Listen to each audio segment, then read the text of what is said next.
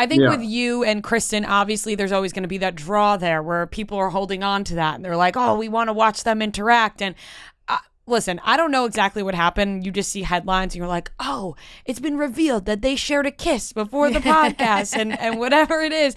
And you're like trying to gather all this information, but this may be a weird question and you don't need to answer it, whatever. I don't even know if it's that weird. But did you feel like, okay, in order for us to do this podcast, we need to make sure there's nothing romantic going on here. There's going to be no fling that's happening so we can just focus on this work. No, we've been buddies. You know, our time came back in 2004, and ever since then, it's been good buddies who get to laugh about the past. Right.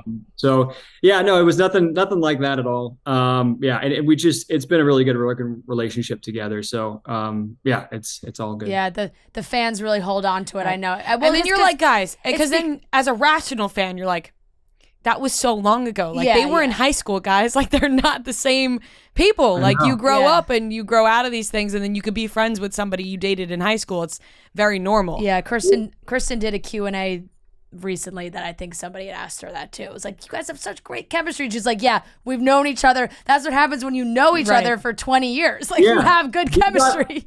All that bullshit behind us. And I think it also makes for a unique opportunity with the show to be like, it's one thing to have your high school life taped for cameras, you know, when you're 18 years old, but how about going back 18 years later with your ex from the show and going over it? But like we're so emotionally past everything that happened to us back in the day, and it's moved into that like, oh, what a sweet innocent time in our life, you know. Right. So that it almost works perfectly for this because we can go over everything, we can take the piss out of it, we can give each other shit, and there's just nothing else there. So it's good to have that.